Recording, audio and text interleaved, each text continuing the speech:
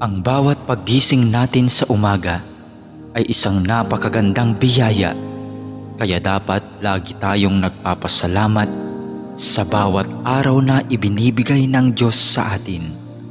Kaya naman, manalangin tayo sa ngalan ng Ama na siyang lumikha ng langit at lupa.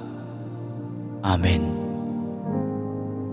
Ama naming makapangyarihan sa lahat, maraming salamat po sapagkat ginising mo ako ngayong umaga. Isang bagong araw na naman ang aking haharapin. At dahil dito, lubos-lubos ang aking pasasalamat.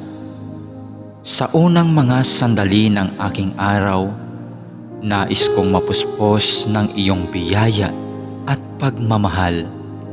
Kaya narito ako upang makapiling ka sa panalangin. Bantayan mo ako at gawing ligtas sa buong maghapong ito. Ilayo mo ako at ang aking pamilya sa anumang masama.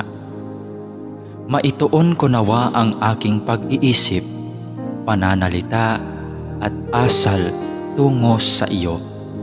Nawa maging kalugod-lugod sa iyo ang lahat ng aking gagawin sa araw na ito.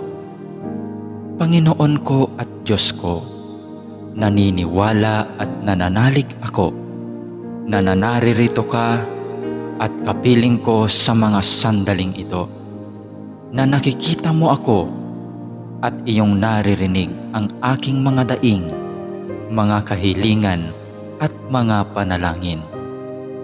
Kaya naman, Panginoon, ngayong umaga, sa iyong presensya at pagdamay mo ako kumakapit upang maharap ko ng may katatagan at katapangan ang araw na itong ibinigay mo sa akin.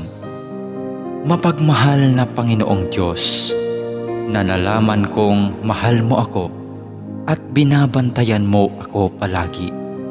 Sa oras man ng kasiyahan at lalong-lalo na sa panahon ng kagipitan at pagsubok. Tulungan mo akong huwag makalimot sa katotohanan ito. Maraming salamat po sa biyaya mong pag-ibig at pag-iingat na hindi mo ipinagkait sa akin, sa kabila ng lahat ng kasalanan at pagkukulang ko.